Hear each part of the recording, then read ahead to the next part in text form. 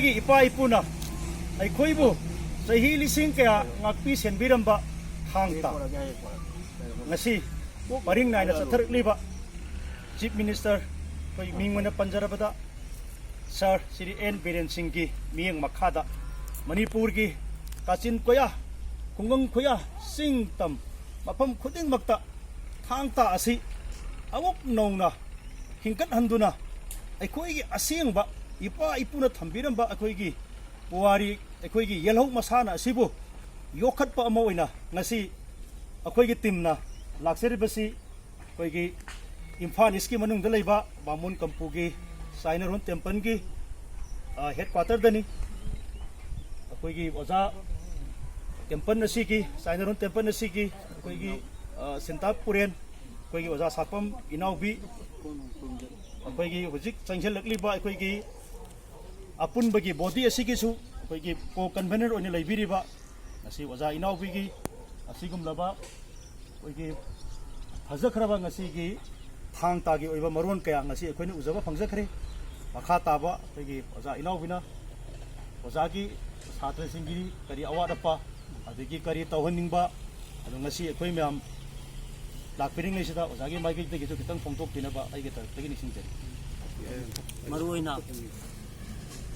hanghang sing asigi nungju nungsa marta sanabam leitaba maruina hodi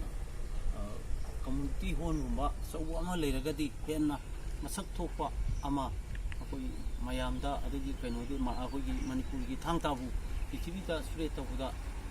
asongba thodang loguni haibisi aigi chebe thajabini adamasi community hall gumba ama adigi award pa supply simti handaki indigenous martial art pangjaba akoi pala amagi kainodina ayamba leisandana akoi matik chana lichaidagi horaga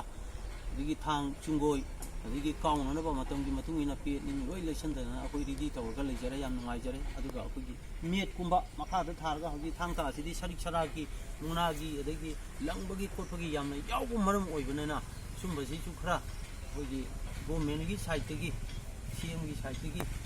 sanabun jinji da khara issue tawbiragadi yen nungai jigini habsi thamjarga thang asida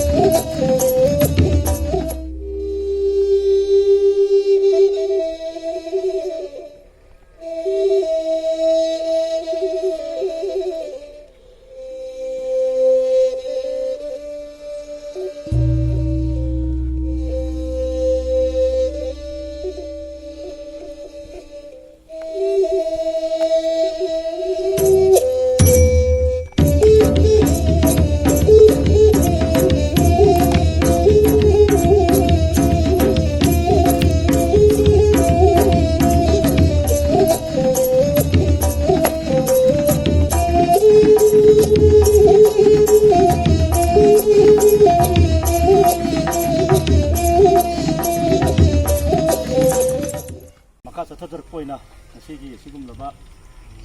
paigi Sainaron Temple gi paigi mani da lagiriba si jaraba paigi sanaroi singbu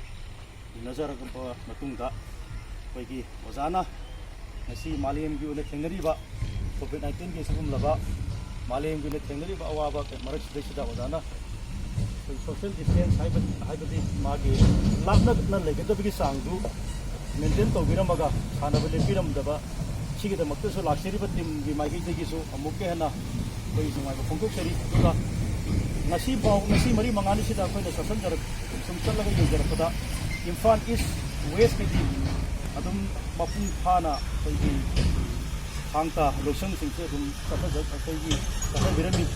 hayeng dagi de koi arapa district singida ꯑꯩꯈꯣꯏ ꯆꯠꯄ ꯍꯧꯖꯔꯛꯀꯅꯤ ꯑꯗꯨ ꯃꯁꯤꯡ ꯃꯇꯝꯗ ꯑꯩ ꯃꯌꯥꯝꯗ ꯐꯣꯡꯗꯣꯛꯆꯔꯒꯦ ꯇꯧꯕꯅꯤ ꯑꯗꯨꯅ ꯑꯣꯖꯥꯕꯨꯁꯨ ꯑꯃꯨꯛꯀ ꯍꯟꯅ ꯊꯥꯒꯠꯆꯔꯤ ꯑꯗꯨꯒ ꯃꯁꯤ ꯀꯥꯏꯅꯕ ꯇꯦꯝꯄꯜꯒꯤ ꯑꯩꯈꯣꯏꯒꯤ ꯏꯆꯥꯁꯤꯡ ꯏꯅꯥꯎꯁꯤꯡꯗꯁꯨ ꯑꯩꯅ ꯑꯃꯨꯛꯀ ꯍꯟꯅ chief minister indigenous martial art ꯊꯥꯡ ꯇꯥ ꯑꯩꯒꯤ ꯃꯥꯏꯀꯩꯗꯒꯤ ꯑꯩꯅ ꯑꯃꯨꯛꯀ ꯍꯟꯅ ꯑꯩꯅ